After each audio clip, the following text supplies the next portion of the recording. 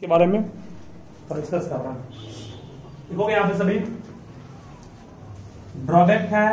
Drawback means क्या होता है, फिर बोल रहे हैं खामी, जिसको आप लोग कह सकते हैं लिमिटेशन भी, या कई बुक में इसको यूज करेगा एक और वर्ड से डिसएडवांटेज या एनालॉगीज या डिमेरिट्स या डिसएडवांटेज, ये सब इसी का साइनो है।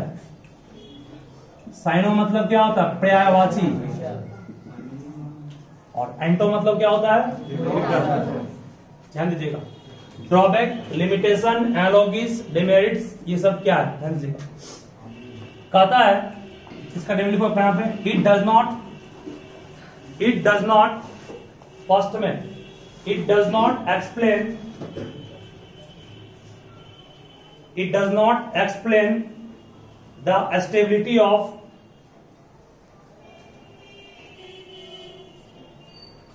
It does not explain the stability of an atom. किसी एटम के स्टेबिलिटी के बारे में डिस्कस नहीं करता है। कहोगे बाबू कैसे, तो ध्यान सभी दीजिएगा। देखिए, मीन्स अकॉर्डिंग टू एक आपका फिजिक्स का कंसेप्ट है जिसको इलेक्ट्रोमैग्नेटिक वेव थ्योरी बोल रहे हैं। इलेक्ट्रोमैग्नेटिक वेव थ्योरी ये फिजिक्स का है, according to electromagnetic wave theory of physics. ध्यान देना, हम सिर्फ बोल रहे हैं, फिर इसको अच्छे से समझाएंगे। ऐसे पहले भी समझा चुके हैं आपको, फिर से आपको रिमाइंड कर देंगे क्या बोलना चाह रहे हैं। According to electromagnetic wave theory of physics, class 12 में जाओगे तो लाइट का नेचर होता है वेव भी। लाइट का क्या होता है, वेव भी। लाइट का नेचर वेव है, उसी में आपको पढ़ना है वेव थ्योरी। और लाइट को कौन सा वेव माना गया है, इलेक्ट्रोमैग्नेटिक वेव माना गया है। लाइट को ट्रांसवर्स वेव भी कहते हैं, और लेकिन सबसे बेस्ट डिटरमाइन कौन करेगा उसको, इलेक्ट्रोमैग्नेटिक वेव। कौन, लाइट को बोल रहे हैं। According to electromagnetic wave theory of physics, if a body is accelerated, अगर कोई बॉडी एक्सीलरेट करता है कंटिन्यूअसली मतलब क्या बोल, लगातार, then it emits means lose करना, छोड़ना, then it emits means loss करना, छोड़ना, ठीक है। What, energy. और मतलब क्या इसका, देखिए ध्यान से। कल आपको उस दिन पढ़ाया होगा, न्यूक्लियस जो है वो प्रोटॉन्स और न्यूट्रॉन्स को लेकर के बहुत कम स्पेस में कंसेंट्रेटेड है। इसके चारों तरफ कौन घूम रहा है, इसके चारों तरफ इलेक्ट्रॉन घूम रहा है, ठीक है। इलेक्ट्रॉन घूम रहा है, इलेक्ट्रॉन का हर पॉइंट पर क्या वेलोसिटी चेंज कर रहा है, क्यों पढ़ाए थे, वेलोसिटी एक वेक्टर है। वेक्टर को चेंज कर सकते हो, किस चीज को चेंज करके, डायरेक्शन को चेंज करके, सही है ना। डायरेक्शन हर पॉइंट पर चेंज कर रहा है ना। जब डायरेक्शन हर पॉइंट पे चेंज कर रहा है तो कहेंगे चेंज कर रहा है वेलोसिटी, और जब चेंज कर रहा है वेलोसिटी तो कहेंगे बॉडी हो रहा है एक्सीलरेशन, एक्सीलरेट कर रहा है ना। तो एक्सीलरेशन का फॉर्मूला क्या पढ़े आप, v minus you by T. और हम सब जानते हैं कि अगर वेलोसिटी चेंज करता है तभी तो कहते हैं बॉडी इज एक्सीलरेटेड। और बॉडी की वेलोसिटी चेंज क्यों कर रही है, डायरेक्शन चेंज करने का। क्योंकि हम लोग फिर बोल रहे हैं, ध्यान सुन लोगे, वेलोसिटी एक वेक्टर क्वांटिटी है। वेलो मीन्स वेलोसिटी हो गया। ये वेक्टर डिपेंड करता है दो चीज पर, एक मैग्नीट्यूड पर, दूसरा डायरेक्शन पर। दोनों में किसी को चेंज करोगे चेंज हो जाएगा। तो डायरेक्शन हर पॉइंट पर चेंज कर रहा है, दैट मीन्स ये चेंज कर रहा है, ये चेंज कर रहा है, ये चेंज कर रहा है, ये चेंज कर रहा है, बॉडी क्या कर रहा है, एक्सीलरेट कर रहा है। और ये थ्योरी कहता है कि अगर कोई बॉडी एक्सीलरेट करेगा लगातार, और लगातार एक्सीलरेट कर रहा है, ये हर जगह पे चेंज कर रहा है इसका, तो ये क्या इमिट करेगा, एनर्जी इमिट करेगा, मीन्स ये लॉस करेगा। और जब एनर्जी को वो लॉस करेगा तो एनर्जी की कमेगी बढ़ेगी, कमेगी। और एनर्जी कम होगा तो बोलो ये न्यूक्लियस के धीरे धीरे करीब खिंचाएगा ना। और अंतोगत्वा, दैट मीन्स जो कहते हैं इवेंचुअली मत होता अंतोगत्वा, लास्ट में क्या होगा, ये न्यूक्लियस में गिर जाएगा। मीन्स एटम का स्टेबिलिटी भंग हो जाएगा। एटम का स्टेबिलिटी क्या भंग, मीन्स खत्म हो जाएगा। इस चीज के बारे में कोई भी टर्म कहा ही नहीं, किसने नहीं कहा, रदरफोर्ड ने नहीं कहा। लेकिन उस समय फिजिक्स का ये थ्योरी आ चुका था ये थ्योरी कह रहा था कि ऐसा होगा तो ये हो जाएगा, लेकिन रदरफोर्ड साहब ने ऐसा कुछ कहा ही नहीं, इसको ऐसे ही छोड़ दिया। ठीक है, उसका बस था कहना कि इलेक्ट्रॉन को घुमा रहा है कौन, न्यूक्लियस में जो प्रोटॉन वो घुमा रहा है। तो बाद में कौन आया, इसको पहले पढ़ाया, आपको नहीं पढ़ाया, इसको पढ़ाया पहले भी। बाद में आया नील्स बोर, उसने क्या कहा, उसने कहा कि जो उनका कंसेप्ट था उसके अकॉर्डिंग ये सही कर रहा है, ये बिल्कुल सही कर रहा है वेव थ्योरी, किसका, इलेक्ट्रोमैग्नेटिक वेव थ्योरी, बिल्कुल एग्जैक्टली सही है। लेकिन ये सही तब होगा जब इलेक्ट्रॉन को घुमाने वाला कौन हो, प्रोटॉन हो, दैट मींस न्यूक्लियस हो। ठीक है, इसका थ्योरी कहता है कि इलेक्ट्रॉन को कौन नहीं घुमा रहा है, न्यूक्लियस में स्थित प्रोटॉन और न्यूट्रॉन नहीं घुमा रहे हैं इसको घुमा कौन रहा है, इसके एनर्जी लेवल ऑफ सेल, हर सेल का अपना अपना ऊर्जा है, वो घुमा रहा है। इस कारण से हम लोग कहेंगे ये घटना नहीं होगी। ठीक है, इसका घटना नहीं होगी। इसको एक्सीलरेट कौन कर रहा है, इसको एक्सीलरेट इसके ऑर्बिट्स के एनर्जी कर रहे हैं, ना कि ये कर रहा है। इसीलिए यहां पर ये घटना नहीं होगी। ये घटना भी सही है, ये सही कब होता, जब प्रोटॉन और न्यूट्रॉन मिलकर के इलेक्ट्रॉन घुमाता, जैसे कि सन घुमा रहा है, किसको अर्थ घुमा रहा है ना, वहां पर सही घटना, ये वहां पर ये घटना सही होगी। ठीक है, लेकिन यहां पर कौन घुमा रहा है, यहां पर घुमा कौन रहा है। देखो इसी कंसेप्ट से आपको हम बोले तो आप देखते हैं हर वर्ष गर्मी बढ़ रही है। हर वर्ष गर्मी क्यों बढ़ रही है, क्योंकि सन के करीब जा रहा है। अब सन के करीब अर्थ क्यों जा रहा है, क्योंकि आप बोलिए यहाँ कौन एक्सीलरेट कर रहा है, अर्थ किसकी ओर, सन की ओर। हर वर्ष हर समय कुछ न कुछ वो अर्थ के करीब जा रहा है। ठीक है, इसका हर वर्ष गर्मी बढ़ती है। हम भले नाम दे देते हैं, ये क्वेश्चन आपका कहीं पूछा भी को आया हुआ क्वेश्चन, ये सन का जो डिस्टेंस है अर्थ से वो लगभग हर दिन हर वक्त कम हो रहा है, कांस्टेंट नहीं है, वो कम होता है। कम क्यों हो रहा है, वही सेम कारण से एनर्जी जो आपका है वो घट रहा है। इसमें कौन घुमा रहा है, अर्थ के पास कोई एनर्जी नहीं है। एक रास्ता में कोई लगा हुआ एनर्जी घुमा रहा है अर्थ को, कोई लगा हुआ नहीं। ठीक है, ट्रेन जो होती है, बहुत सारे टॉय ट्रेन में क्या होता है, टॉय ट्रेन में मान लो कि जो उसका पटरी होता है उसी में एनर्जी को फिक्स कर दिया जो उसको एक्सीलरेट कर रहा होता है। वैसा यहाँ कुछ नहीं है। ठीक है, इसलिए इसका मतलब ये सन को अर्थ को घुमा रहा है, सन घुमा रहा है। इस कारण से हम लोग ऐसे पूछे भी क्वेश्चन कि सन और अर्थ आपस में करीब आ रहे हैं, डे बाय डे क्यों आ रहे हैं, तो बोलना पड़ेगा आपको, क्योंकि वो एनर्जी लॉस कर रहा है। लॉस कर रहा है तो किसकी ओर आएगा, वो अर्थ के करीब आएगा। इस कारण से भी गर्मी जो आपका इंटेंस हीट जो है वो बढ़ रहा है। ठीक है, ये कारण बन सकता है, हमें खुद का मानना है। ठीक है, चलिए आगे आइए। नेल्स बोर ने क्या कहा, नेल्स बोर ने कहा कि इसने जो कुछ कहा ये घटना यहां होता ही नहीं है। यहां पर इलेक्ट्रॉन को कौन नहीं घुमा रहा है, प्रोटॉन और न्यूट्रॉन नहीं घुमा रहा है, घुमा कौन रहा है, इसके ऑर्बिट का एनर्जी। इस कारण से घटना यहां नहीं होगा, मीन्स एनर्जी इसका लॉस नहीं होगा, मीन्स इसका स्टेबिलिटी बरकरार रहेगा। ठीक है, इस चीज को लिखाना आपको अच्छे से। ठीक है ना, तो पहले पढ़ा चुके हैं, बस दिखाए नहीं थे। सब लिखे यहाँ पर, ऊपर लिखो, इसको लिखो, लिखाते हैं। प्रिंसिपल ऑफ रिलेटिविटी से आया, ये प्रिंसिपल ऑफ रिलेटिविटी से ये फॉर्मूला आया है। मोबाइल में सर्च करोगे इसके बारे में आपको पूरा ग्रंथ मिल जाएगा, समझ रहोगे। ये कहता है प्रिंसिपल कि अगर कोई बड़ी लाइट के स्पीड से मूव कर रहा है तो उसका मास जो है वो एनर्जी के रूप में चेंज कर जाता है। अगर कोई बड़ी का मास है वो लाइट के स्पीड से चल रहा है तो उसका मास घटना शुरू होता है, कमना शुरू होता है, और मास कन्वर्ट किस में होता है, एनर्जी में। ऐसा आइंस्टीन ने कहा, ये आइंस्टीन फॉर्मूला हर बुक के टॉप पेज पर ये लिखा होता है, जो अच्छा बुक होता है। ठीक है, इसको आइंस्टीन का फॉर्मूला भी कहते हैं। ठीक है, तो बोलिए अब लाइट सन जो है वो बना गैस में जो पार्टिकल्स है फ्यूज करके आपको मिला एनर्जी उस हीट के रूप में। वहां आप लोग पढ़े होंगे फिजिक्स में कि लाइट ट्रेवल्स करता है पार्टिकल के रूप में भी, जिस पार्टिकल को हम लोग कहते हैं फोटॉन। नाम सुने हो ना, जिस स्मॉल पैकेट्स ऑफ एनर्जी को कहते हैं फोटॉन। ठीक है, तो जो आपका गैस था उसका मास कुछ तो होगा, वही मास कन्वर्ट किस रूप में हो गया, फोटोन के रूप में। वही फोटोन एनर्जी को हमारे पहुंच रहा है, तो वो मास आया कहां से, सन से आया। सन का मास कहां पहुंचा, अर्थ पर। सन के मास में कुछ कमी नहीं आई, कमी आया कि नहीं आया। अब सिर्फ अर्थ पर नहीं आया, अर्थ के अलावा सारे प्लैनेट के पास गया वो। क्या लाइट से बता रहा है क्या, बीच में बहुत सारे उसके पास जा रहा है, ठीक है। तो वही मास घट गया, समझोगे, वही मास घटेगा। मास घटा किसका, सन का घटा। अब ध्यान दो क्या बोला, मास सन का घट गया ना। जब सन का मास घटा तो फोर्स अभी कौन लगा रहा था, देखो अभी फोर्स लगा रहा था, ये सन है, ये अर्थ है, दोनों की लगा रहा फोर्स। मास जब घट गया तो जो फोर्स है वो घट जाएगा, बढ़ जाएगा, घट जाएगा, फोर्स घट जाएगा ना। फोर्स घट जाएगा किसके द्वारा लगाया हुआ फोर्स, सन के द्वारा लगाया फोर्स।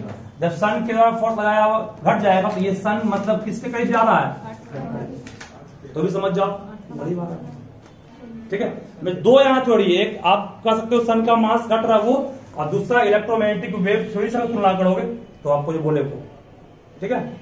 मैं दोनों के बारे में कह सकते हो, एक ये थ्योरी गैस का अमाउंट घटने के कारण, दूसरा थ्योरी क्या बोले आपको, इलेक्ट्रोमैग्नेटिक वेव थ्योरी। दोनों से इसको आप कंपेयर कर सकते हैं, ठीक है।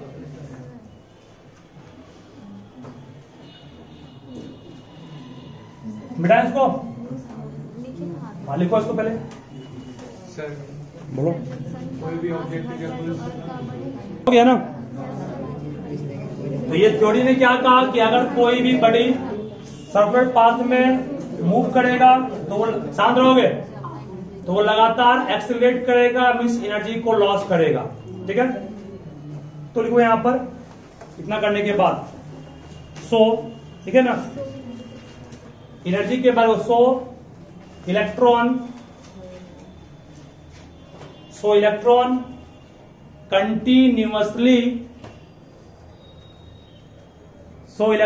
कंटिन्यूअसली लॉसेस इट्स एनर्जी, ठीक है।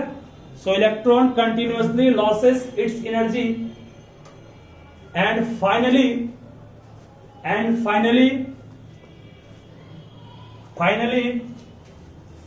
इट फॉल्स, और ये लास्ट में गिर जाएगा in the nucleus, and finally it falls in the nucleus. So atom become unstable,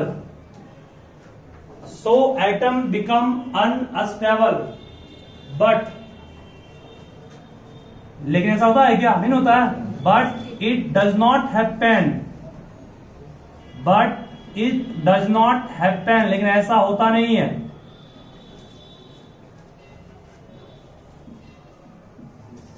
this fact is explain bye, इस फैक्ट को किसने एक्सप्लेन किया, this fact is explain by Niels Bohr, ठीक है। और कैसे किया इसने, अब वो लिखा रहा है, this fact is explain by Niels Bohr, ठीक है। अकॉर्डिंग टू हिम, अब इसके according to him means according to Niels Bohr, according to him every shell, SHELL से लिखना बाबू, according to him every shell, SHELL, according to him every shell, ठीक है, has an adequate, means हमको क्या होता है, पर्याप्त। Every shell has an adequate means पर्याप्त amount of energy, adequate amount of energy that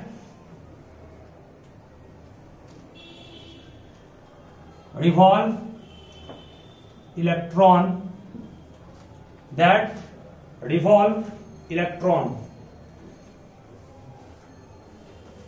and this orbit is called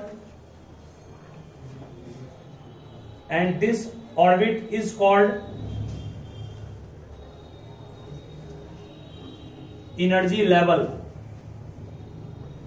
and this orbit is called energy level। और उस ऑर्बिट को हम लोग क्या बोलते हैं, एनर्जी लेवल कहते हैं, जिसमें वो मूव करेगा तो एक्सीलरेट करने के बाद भी एनर्जी लॉस नहीं करेगा। ठीक है, इस फैक्ट को ध्यान रखिएगा। दूर कैसे किया, चलो आवाज नहीं शांत रहोगे।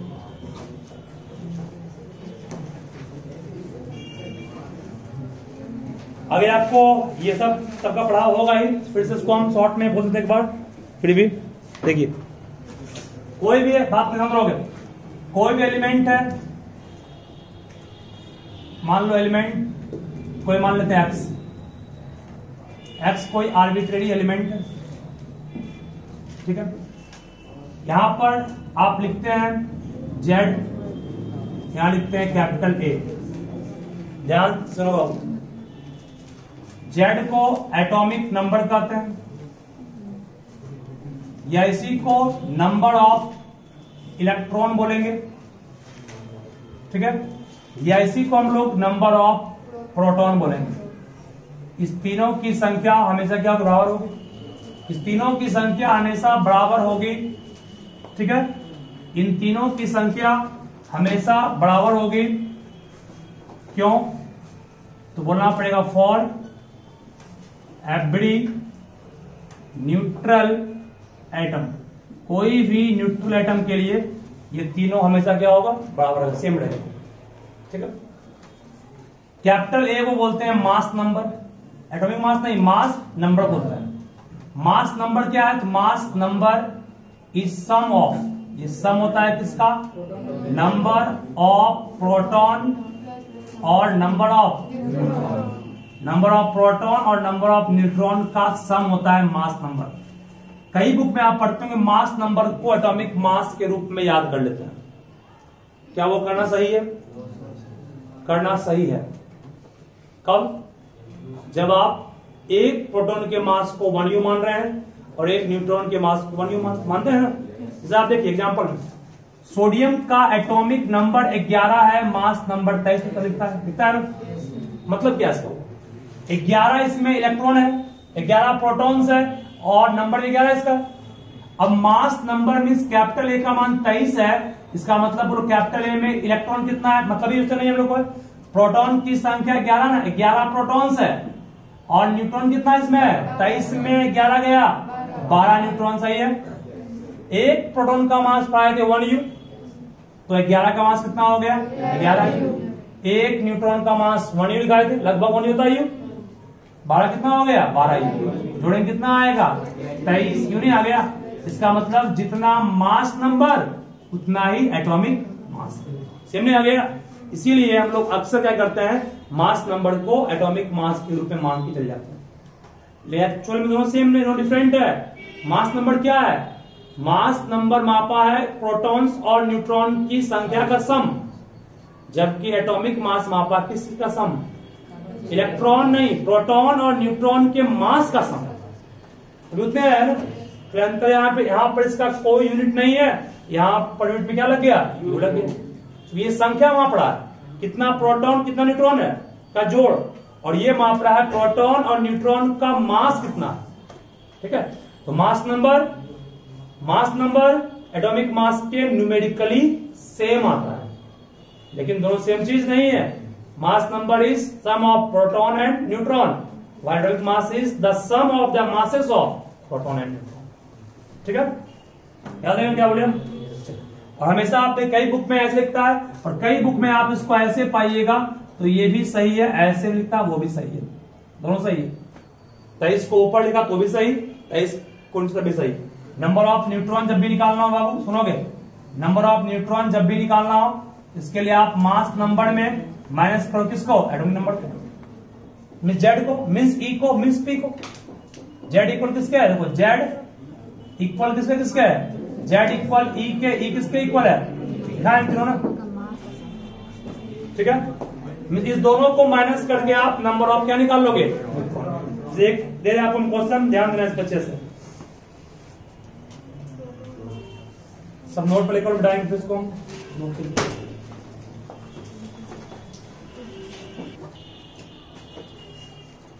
ओके बेटा,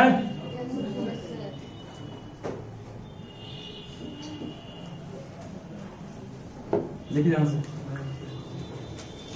बनाइए फास्ट में, देखो calculate number of electron proton and neutron in P1531। बोलो कितना प्रोटॉन्स में होगा? 15 सही है। कितना और इलेक्ट्रॉन्स? 16 हो जाएगा। न्यूट्रॉन कितना न्यूट्रॉन होगा? 31 में 15 गया। ठीक है, सिंपल ये। तो बताओ फिर पूछ रहे हैं। यहां मान लो हम दिए Na+, ठीक है, Na+ है, Z23 है, Na+ है, Z23 है, 11-23 है, Z11 है। बताओ इसमें कितना इलेक्ट्रॉन्स है, कितना प्रोटॉन्स है? इसमें कोई चेंज नहीं होगा। कितना न्यूट्रॉन है? 10 नहीं, 12 ही है। प्रोटॉन कभी लॉस करता है? नहीं करता है। प्रोटॉन 11 ही है। मास नंबर डिपेंड करता है प्रोटॉन प्लस न्यूट्रॉन के। 23 में 11 12 बचेगा। इलेक्ट्रॉन कितना है? वो अभी 11 नहीं है, 10। ये 11 था बट एक लॉस कर दिया ना, ठीक है। यहां इलेक्ट्रॉन एक कम क्यों गया? क्योंकि एक प्लस का मतलब एक लॉस किया इलेक्ट्रॉन को, ठीक है। और ये दिखाता किसको? एटॉमिक नंबर को। और यही नंबर ऑफ प्रोटॉन्स भी है, बट ये नंबर ऑफ इलेक्ट्रॉन इक्वल कब होगा? जब ये न्यूट्रल रहेगा। तो बढ़िया चार्ज हो गया ना ये, इक्वल नहीं, ठीक है। नेक्स्ट है फिर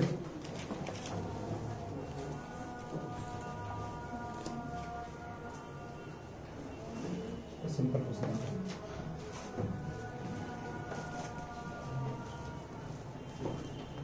लिखोगे आप? हीलियम एटम हैज, आवाज नहीं, atomic mass of 4U and 2 proton in its nucleus.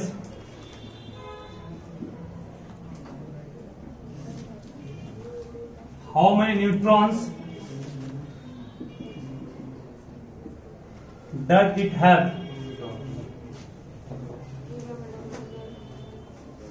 Atomic mass 4U है बाबू, प्रोटॉन की संख्या 2 है, तो निकाला न्यूट्रॉन कितना है?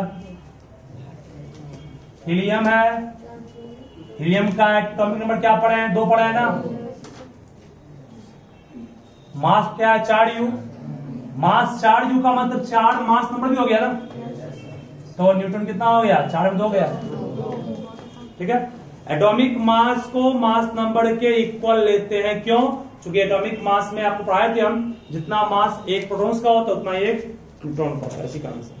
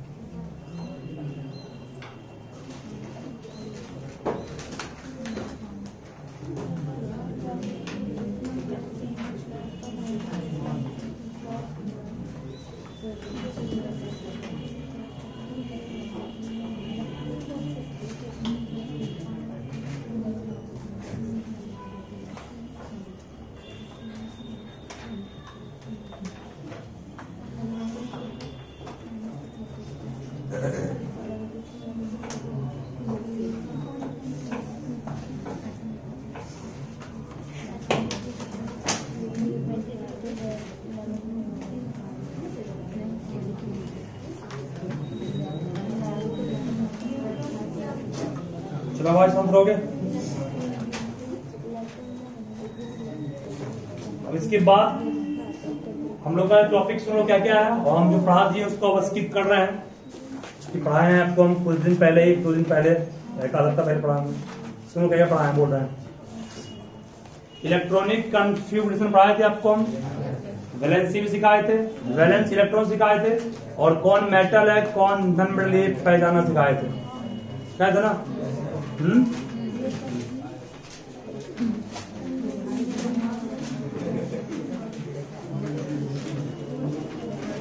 चलिए, नोवल गैस सिखाए थे। अब बचा क्या इसको यार, हम ध्यान सुन लोगे। आइसोटॉप पढ़ा है सब ना? आइसोटॉप आइसोबार पढ़ा है, सुनिए बोले।